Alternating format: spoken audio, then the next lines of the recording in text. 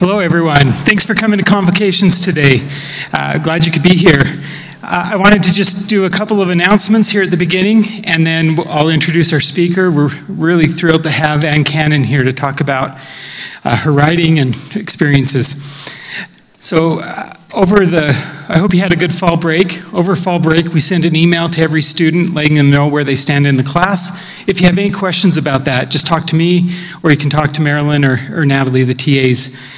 And we let you know, too, remember you need to attend 9 of the 12 presentations and then attend 3 cultural events, 1 in each of the 3 categories. And I wanted to ask, is anyone in here done with all 3 of those? I know there's a couple. There's a hand back there. Everyone's jealous. Actually, there's a lot of great ones still to see. Who's done 2? Who's done 1? Who's done 0? Who's aware that you have to see 3? Okay.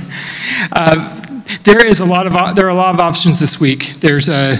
You may have got this flyer as you walked in. There's a dance concert tomorrow and Saturday. There's a music performance that's going to be here tonight. And there's, I think, 2 other performances this week. And if you look at the A-frames out in the lobby, you'll be able to see the details. And I did want to apologize for the stage. They had a dress rehearsal last night and then the performance tonight. And so we thought we should let them just keep this all set up. But I think this is just a lovely metaphor for what the college is about, that we're sitting here and we can see we're just surrounded by this musical event that's going to take place. There's going to be theater events across the hall. Just at the college, we're surrounded by so many opportunities that we just need to watch for. And there's a planetarium. Tonight's the planetarium events as well. So if you have any questions about attendance or about the activities, let me know. But I'm going to now introduce Ann Cannon, who we've been looking forward to all semester having you speak. So Ann Edwards Cannon, she was born in Salt Lake City and raised in Provo, where she earned a BA and an MA in English at Brigham Young University, which I should say as a side, that's where I got my BA and MA as well. So, and Mitt Romney early in the semester got a BA in English. She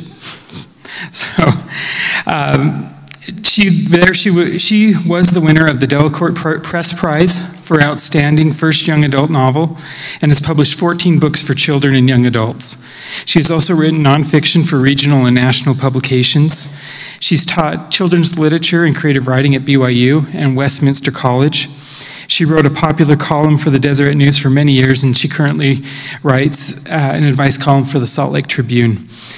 And also works as a bookseller at one of my favorite bookstores in all the world, King's English Bookstore in Salt Lake City. And her newest book, I'll Tell You What, is a collection of personal essays, some of which are about her father, LaVell Edwards, who was the former head football coach at BYU for many years. Ann likes to knit, read mysteries, garden, eat out, and watch sports, particularly football and baseball. She's married to Ken Cannon, and together they have 5 sons, 4 daughters-in-law, 5 grandchildren, 3 dogs, 2 cats, and a parrot that mocks Ann whenever she answers the telephone. So please join me in welcoming Ann Cannon to the presentation.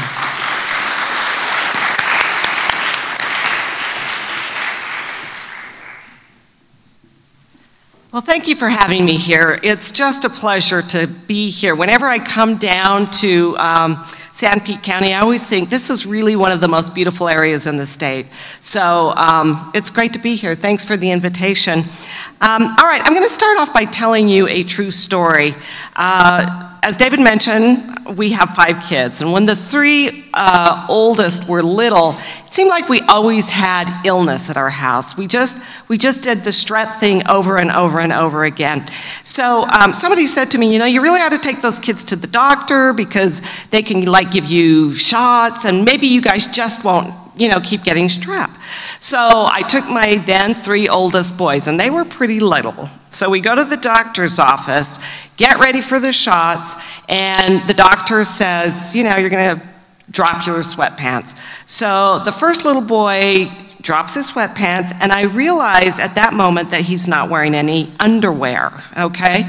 So he's gone to the doctor's office in his little sweatsuit kind of thing, but he's not wearing underwear. And I thought, well, okay, that's kind of embarrassing, but that happens.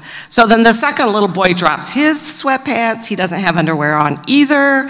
And the third little boy drops his pants, and he does not have underwear on either. Okay, a lot of you are way too young to be parents, but I want you to put yourself in that position and ask yourself how you would feel if you showed up with all of these little kids and literally none of them is wearing underwear, and other people now know that about you, okay? You're that family. And I was pretty embarrassed, and so I did say to the doctor who was standing right there with his nurse, I said, just so you know, I am wearing my underwear. And really, that was just TMI. I could just sort of see the doctor and his nurse wanting to get out of there super fast because I think they were afraid I was going to prove that I was wearing my underwear, right? So I had this thought. Well, actually, I had two thoughts. But I'm just going to tell you what the first thought was right now. My first thought was, I am like the lamest person in America right now. I am the lamest mother that ever lived. All right, so that was my first thought as I'm standing there in the doctor's office having exposed who we really are. Now I'm going to make you wait just a little bit for the second thought that I had. And I'll tell you about that second thought in just a minute. Meanwhile, I'm going to talk a little bit about what I do. As was mentioned, I am now an advice columnist for the Salt Lake Tribune. What that means is that people, hopefully, send in their questions to ask for my advice. I never thought that I would grow up to be an advice column. That was never on my radar. But at this stage in my writing career, that's where I am. And I do get some interesting questions. And I will say this, you never know what kinds of things that you put in the newspaper are going to push people's buttons. For instance, I did have this one question once where the person said, you know, I'm kind of irritated with my mother-in-law. Since I'm a mother-in-law, I perked right up to see what was going to happen. This person said, our mother-in-law babysat our kids when we went out of town. And I thought, okay, you don't know it, but that's a really nice mother-in-law. And while we were out of town, she bought our kids a goldfish, and she didn't even ask for our permission. So, like, what do you think about that? So my response to this person was this. I said, you know what? You buy your kids a goldfish when you want to teach them about death. Just relax. Because, you know, in a couple of weeks, that goldfish will probably be gone. So I thought that was, you know, like kind of a funny answer and no big deal. Well, let me tell you, there are a lot of people out there who don't like it when you joke about dead goldfish, okay? I got a fair amount of hate mail for that answer. So like I say, you never really quite know exactly what's going to push people's buttons, but that's what I do now. I'm an advice columnist for the Salt Lake Tribune, and please let me invite you to send questions in, because I am always looking for questions that I can then run in the paper. So send them to me, care of the Salt Lake Tribune. I would so love that. Before I was an advice columnist for the Salt Lake Tribune, I was more, you know, just kind of like a, I don't even know what you'd call it, just sort of a domestic humor kind of a columnist. I did a personal column, is probably the best way to describe it, for a lot of years for the Salt Lake Tribune. And before that, I wrote the same kind of column for the Deseret News. And before that, I wrote the exact same kind of column for a publication that no longer exists called Parent Express. So what this means is that I have been doing a version of essentially the same kind of column continuously since 1985. And I am guessing that that is before a lot of you were born. And mostly what I would do is draw on my own experience. Now, David asked me to share some of the things that I've written in a book that I'll show you in just a minute. And so I'm going to read a column that's sort of like the kind of columns that I did. So I want you to think back to, and for a lot of you this wasn't very long ago, but think back to the time when you were learning how to drive. Did any of you have any little mishaps when you were learning how to drive? Okay, please don't say no because you're going to make me feel super bad about myself and all of my children, all right?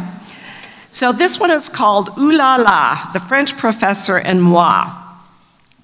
This is a story about me telling the truth, mostly. A friend recently expressed concern that her oldest child will soon have a driver's license, and I went, oh, don't worry, she'll be fine, you'll all be fine. Meanwhile, I secretly remembered the day I ran into a French professor's Volkswagen shortly after getting my own license. In retrospect, one of my favorite details is that the French professor, a thoroughly awesome man who lived in our neighborhood, drove a Volkswagen Bug in the first place, even though he had 6 kids and a small dog that bit people. You could do that in those reckless days before Americans believed in seatbelts. Everybody sat on everybody's laps and got to know each other real well, especially on long trips, and nobody gave the arrangement a second thought.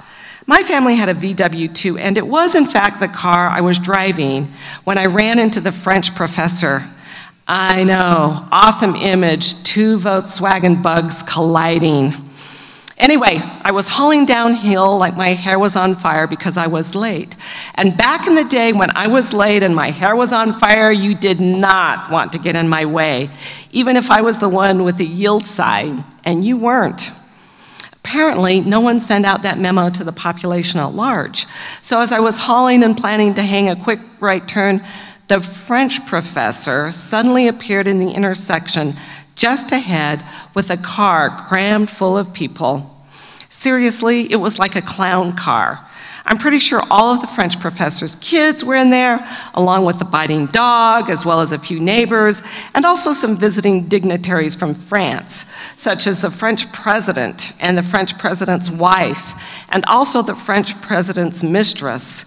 So you get the picture. The car was really, really full, and it did not stop because it had the right of way. And I didn't stop because, I don't know, I just kind of forgot to. I'll never forget the look on everybody's faces as I hurtled like a meteor toward them.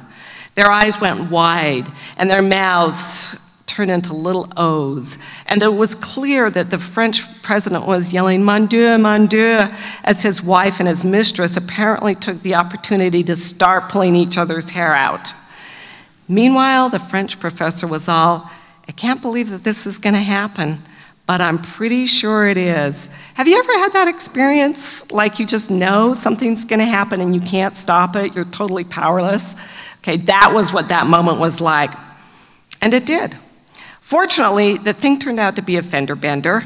No one was hurt, and the French professor, who graciously took care of the repairs himself, never reminded me of our chance encounter again. So see, I mostly told the truth when I assured the concerned mother that her daughter would be okay. I just didn't mention that there will be incidents along the way. Oh yes, there will be incidents. There are always incidents on the road to find, but what's the point of mentioning that? We all find that out for ourselves sooner or later. All right, so that's one of the columns. That's an example of the kind of column that I've done for a long time. Now, I told you that I would get to the second thought that I had as I was standing there with all of my boys with no underwear on. Here was the thought. My first thought, of course, was that I was just a bad mother. But the second thought was, and this will make a great column one day. Okay, and you know what? I wrote about it. The best material for a humor column, or actually for anything that you write, is to focus on the problems that we face. And I made kind of a career of doing this. I wrote, for instance, about the time that our entire family had viral hepatitis. Okay, now that doesn't seem like much of a laughing matter. If any of you have ever had hepatitis, it is like really, it's just, It is so unpleasant. And the health department shows up, and they strap bells around your neck, and they make you shout unclean as you like walk out of the house so that everybody will just stay away from you. And somehow we all contracted it one summer, my husband and I and our 4 sons, and of course I was pregnant with our 5th son. And here's the other thing that happens when you have hepatitis. Just so you know, you're going to walk away with some knowledge that you didn't have before. Your sense of smell gets really, really heightened. It becomes like a superpower. So like you can just smell weird random stuff from a long ways away. So there I was, lying on my bed. It was in the summertime. The window was open, and I was just, you just can't even move. You're just so tired. Kids roll through it faster than adults. But all of a sudden, as I'm lying there on my bed, smelling beer that had puddled out on the street outside of my house. That's what I mean. Like, it's just that awful. I hear a car come around the corner. And I hear that car come up and park in front of my house. And I hear the door of a minivan slide open. And I hear the voice of my friend say to her children, "Just put the casserole on the porch and don't touch anything." All right? I already felt bad enough about being the person with bells strapped around her neck, you know, the person who apparently the health department had to come check out. But to hear your friend yell at her kids that they'll get the plague if they come into your house is not a great moment. I am just here to tell you that. And so I had that same thought again. I just thought, I can't believe this is my life. And then the second thought was, yeah, and I'm going to write a column about this. And then not only just my neighbors will know that we had this, but really anybody who reads the Deseret News will know this as well. And I did, and it ended up being, I will say, not a bad column. Okay, I want you to think for a minute about some of your favorite books, okay? Now, I want you to think about a main character in a book that you really, really liked. Can you identify what problem or problems that that character had? Okay, think about the Harry Potter books, for instance. What kind of problems does Harry have? Just shout them out. Like, what does Harry have to confront? Yes, he's a little bit of a problem, isn't he? And he has other problems along the way, too, but that would be the great big one. Okay, think about the Harry Potter books. What would those books be like without Voldemort? What would those books be without his challenges? Okay, you think about any book that you have really enjoyed. You think about any television show that you watch regularly or any movie that you watch. Every character has a problem because guess what? Narrative drive, interest is derived by watching other people face their problems and try to figure things out, and lots of times fail until they figure it out. That's what makes a story really, really interesting. Do you know what we call a book that doesn't have a problem, or a character, you know, a book that has a character that doesn't have a problem? You know what that's called? It's called a Christmas letter, okay? Now, a lot of you are too young to be writing your Christmas letters, but you probably have read some Christmas letters, and you maybe have even written them, or your parents certainly have written these. I have written them. But in a Christmas letter, if you read it, how does the typical Christmas letter go? You know? Everything is perfect. Your family is the most awesome family that ever lived. Your kids all have scholarships. You know, your kids all got 36 on the ACT. They all have great jobs in DC and New York. You know, your family is just amazing. There are no problems in your family. How much of that can you really stand to read? Okay? You can maybe stand to read a Christmas letter's worth of it, but I can totally promise you, would you want a full book of that? No, it's not interesting. Lots of times people will complain about the news. They'll say, why does the news always report on bad stuff? You know why they do? Because unfortunately, happy news, or if you just had a whole program of happy news, the ratings go way down. Oddly enough, You think that people want to hear that, but they don't. Now, humor in particular relies on our foibles. Think about this for just a minute. Okay, we all have a notion of what something should look like, what our lives should look like, who we should be. But there's also the reality. And usually the reality's here and the ideal's right here. And in that whole great big chasm that exists between the real and the ideal is lots of times where humor grows. And that's, so people would say to me, you've written that column for a long time. And there was an old columnist named William Safire who used to say, you know what, the first 500 columns are easy. And in a way, he was right. After that, it gets a little bit trickier. But people would say, where do you get your ideas from? And this is what I would always say. I look back at the past week, or I look back at another time in my life, and I try to identify a moment when I was either really embarrassed, where I was really angry, where I was in pain, where I was confused, where I was lost, any of those things, and then I take a look at what's funny about that. Now, my kids were talking the other day and you maybe do this too, and I'm going to tell you how your parents feel about it when you do this. But we had dinner all together, and my kids will sometimes start telling stories about when they were teenagers, and stuff will come up that I had no idea about. And sometimes I'm like, whoa, stop right now. But they will bring up those kinds of stories. This was not one of those stories, but they were talking about the time that our family went to San Francisco together. And my husband, I'm going to say this the kindest way possible that I can say it, but he's really, really, really frugal. You can translate that any way you want to, okay? And one of the ways in which he's really frugal is he cannot stand to pay a lot of money for a motel or a hotel room. So we're staying in San Francisco with 5 little boys, and we're not staying in a great area. In fact, we were by a McDonald's that you had to buzz into to get into the McDonald's, okay?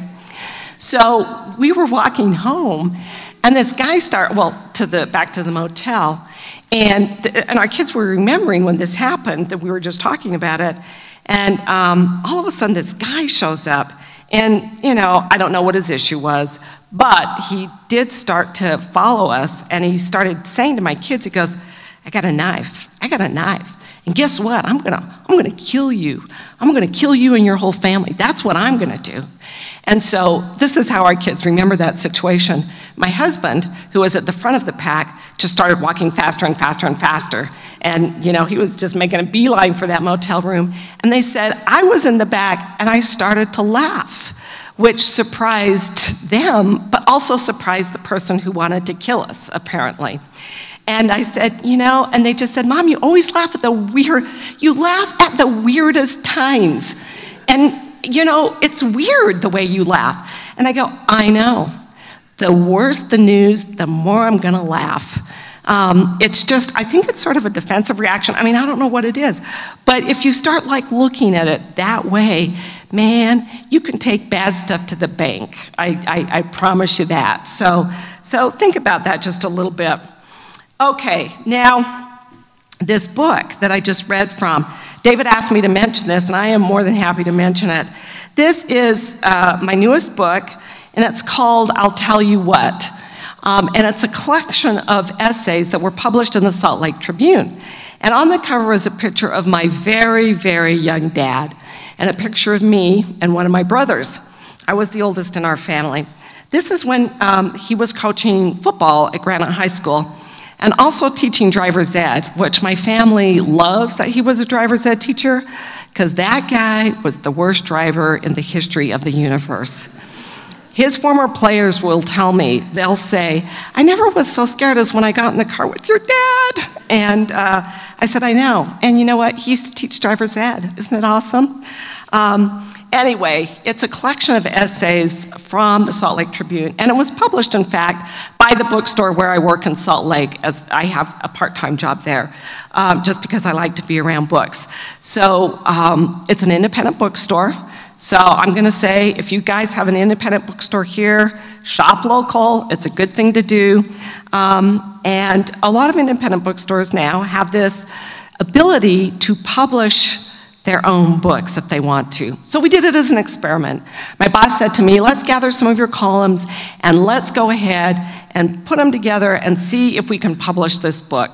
So I said, I'm game. And she said, while you're at it, my father had just passed away. He died in December of 2016. She said, let's make this a tribute to your dad. And so the whole last section is filled with columns that were specifically about him, and also some material that I wrote while he was dying. What I would do when I live in Salt Lake, of course my parents lived in Provo, and while he was failing, I would go down to Provo and spend the day with him.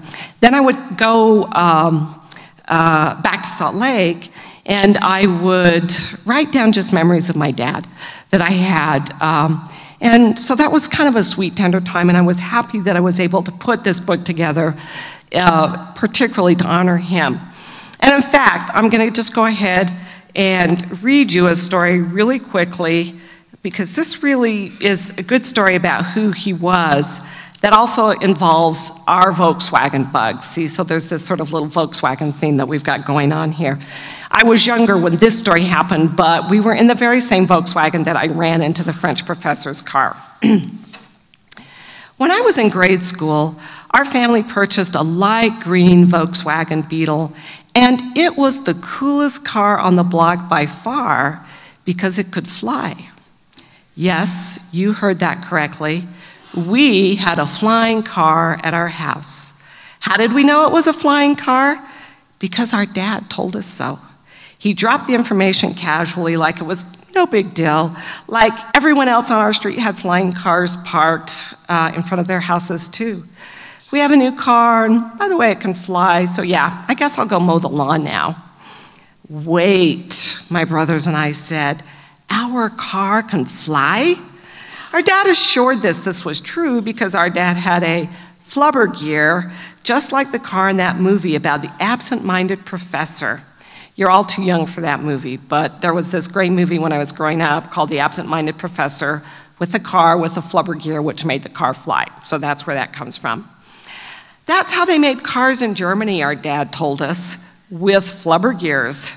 He said he'd take us for a spin around the neighborhood if we wanted him to, which of course we did, because come on, who's gonna pass up a chance to fly over your friends' houses in a light green Volkswagen Beetle so you can roll down your window and go, bet your car can't do this, suckers. We rushed out of the house and piled into the Volkswagen where our dad told us the rules. The car could fly, of course, that's why he bought it, but it would only fly if we closed our eyes and held on tight. If we opened our eyes even a little bit, we'd crash land, which of course would not be awesome. So we closed our eyes and listened as our dad launched the car into orbit. He raised the engine and made whooshing noises and imitated voices of wonderstruck people on the ground below. It's a bird, it's a plane. Oh my gosh, it's a flying Volkswagen. The ride eventually came to an end. We touched down, opened our eyes, and spent the rest of the day telling everybody who would listen about our brand new car. You know, the one that could take us to the moon. Years later, I would relate this story with mock outrage. Everybody always says what a great guy my dad is, but seriously, what kind of man would do that to a bunch of innocent little kids? And then I would do a riff or two on how dumb my brothers and I were. How dumb were we? We were so dumb, if you'd ask us which president was buried in Grant's tomb, we would have said Abraham Lincoln. We were so dumb, if you'd asked us when the War of 1812 took place, we would have said we didn't know. We were so dumb, if you'd asked us if those jokes I just made were funny, we would have laughed some more. And we were so dumb, if you asked us if cars came from Germany, if cars that came from Germany could fly, we would have said, jawohl. But they could only fly if our eyes were closed. The story always got a few laughs, and it still makes me smile. And I wrote this when my dad was still alive. So does my dad. Even in his 80s, that guy still has a knack for bringing the party with him. Here's another thing.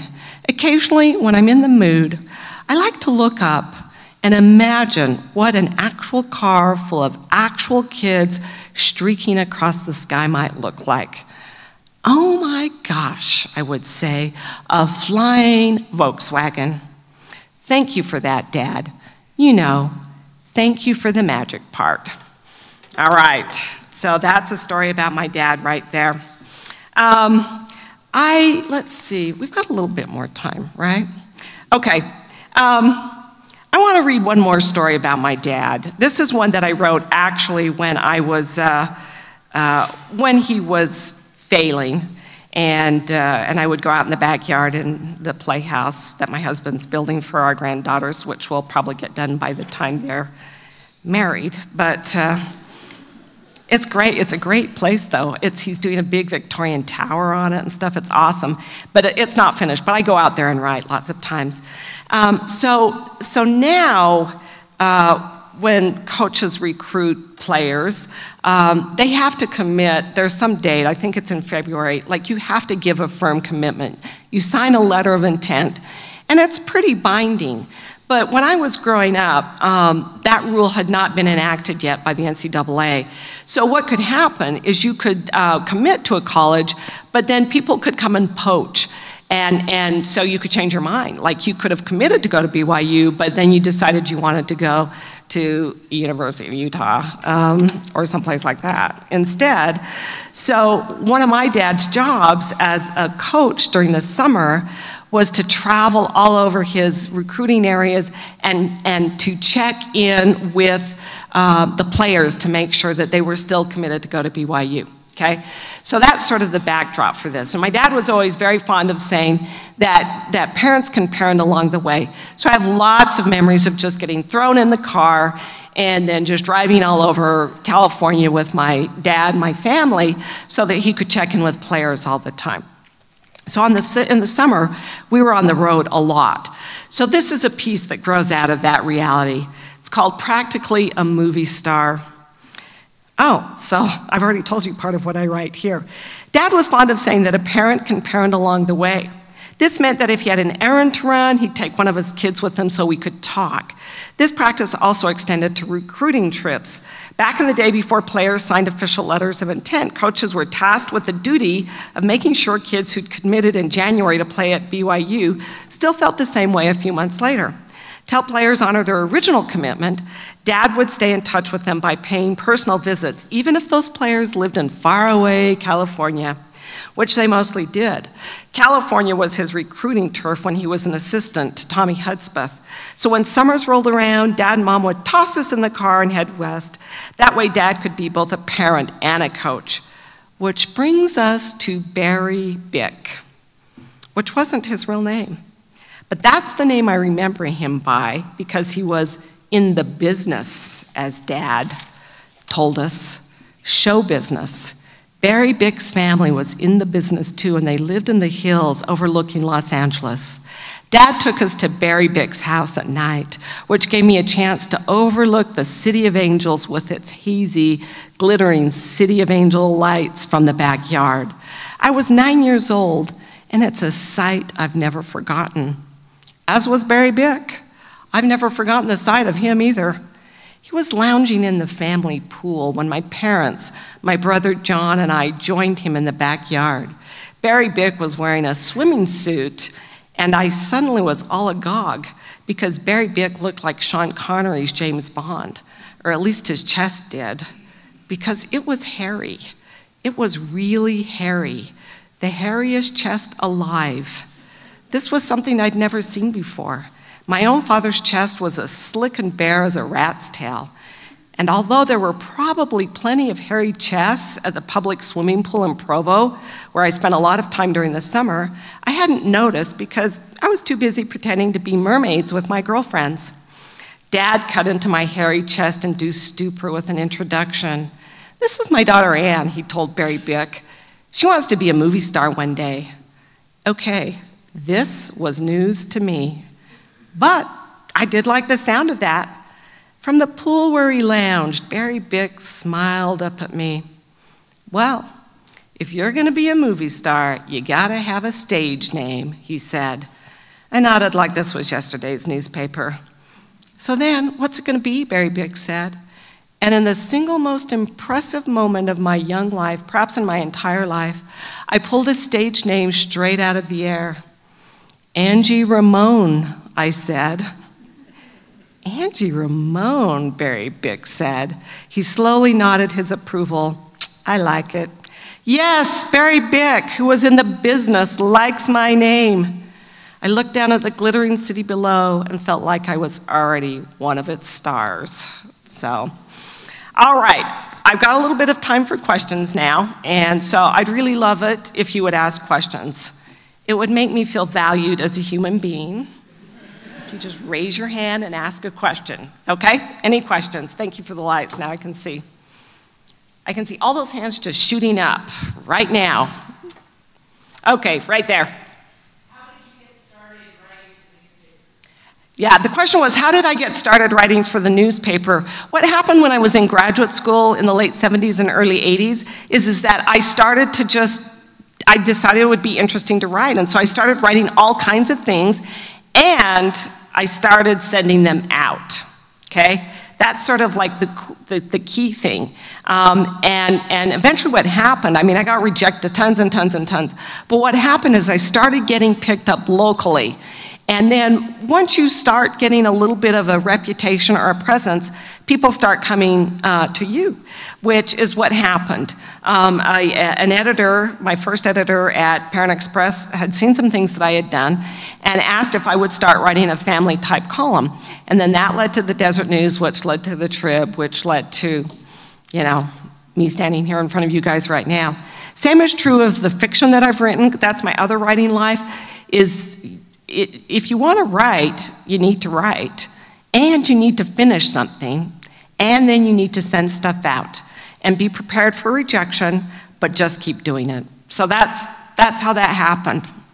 So, and I never say no to an opportunity. Like, I wrote a lot of stuff I really didn't care about. Like, I used to write distributors manuals for multi-level marketing companies. You know, I mean, I just did a lot of really boring, stupid writing.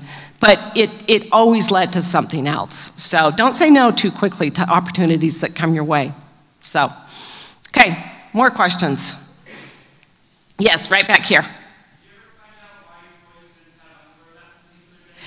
Yeah, he said, "Did I ever find out why my boys didn't have on underwear that day?"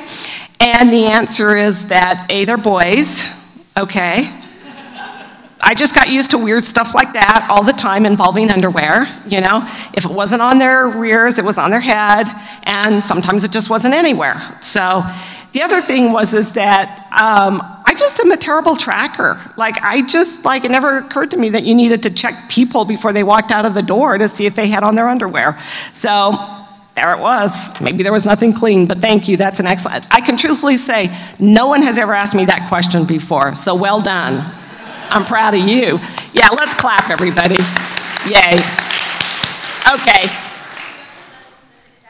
What's that? She asked, did I ever let them live it down? And the answer is no. It has been my goal to just, you know, embarrass those kids whenever I get a chance, because they've embarrassed me plenty of times, right? Thank you. What else? Yes. Oh, it actually involves underwear too. So, oddly, yeah, there's a tiny bit of a story. I will take a minute to tell this. This is the quick version, but it was about 2 o'clock in the morning, and oh my gosh, I can't believe I'm going to say this in front of people. But, okay, anyway, it was 2 o'clock in the morning. I was asleep in my underwear, and the dogs, I have 3 dogs, they started like barking. So I went downstairs, I let them out, and then they lost their minds. They all started barking like crazy at the dog next door. So I went outside to break it up like it was a rumble, you know?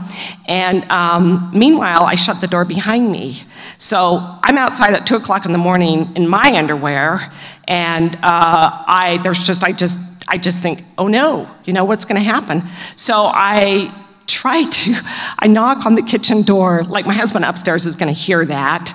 And finally I just go, okay, I'm gonna have to, like, I guess, you know, go in the front yard and go in the house that way. So I sneak into the front yard, and we live in downtown Salt Lake in a really diverse neighborhood, and we had goths living across the street from us, and they were in the middle of a full-on rave, and I am not kidding. So their front yard and my front yard is full of goths at 2 o'clock in the morning. So I sneak up onto my porch, and I don't even get the porch yet. I'm like ducking behind the lilac bush, and then all of a sudden the sprinklers go on. So I am not making any of this up. So then I do have to get up on the porch. So I jump up on the porch, and I just think, oh, please, please. So but it's locked. So I ring the doorbell, and all of a sudden I hear my husband upstairs yelling, "Where are you? Where are you?" And I see him coming down, you know, like through the window in the door, pulling his pants on. At least he's got clothes on. It's good that somebody in our family did. But he turns on the lights. And I'm just standing there on the front porch for all the world to see. And I would say that was probably one of my most embarrassing moments. But you see, I'm not embarrassed enough to share that with a bunch of strangers who will never see me again. So there you go. All right, I think we have time for maybe one more question, one or two more questions. Oh, so many of you want me to answer questions. Okay, there you go. What inspired me to write? You know, that is a great question. I think that I just sort of came with an interest in telling stories. I can remember being in kindergarten, and you know, do they still do show and tell in kindergartens and stuff? So you guys know you did all of that. I can remember getting up to do a telling, and I told this fabulous story about a helicopter that landed in our front yard, and the pilot got out and gave me a present, and it was so great. And then he flew away, and the whole time the teacher was looking at me like, yeah, you're lying. And here was my response. I was mad at her because she thought I was lying, which I was. So I think that I always really liked telling a good story. And now I will say writing's hard and it's frustrating. Like, people will look at you if you're a writer and they'll think, oh, it's easy for you. It's not. It's often really hard and frustrating, but it's worth it to me to have written. And when it's going well, you do feel fun. I mean, it does feel like fun. So anyway, I think that our time's really just about up. So I'm going to say thank you for being a lovely audience. I hope you have a great week. And if I'm ever down here, I'll see you again. So.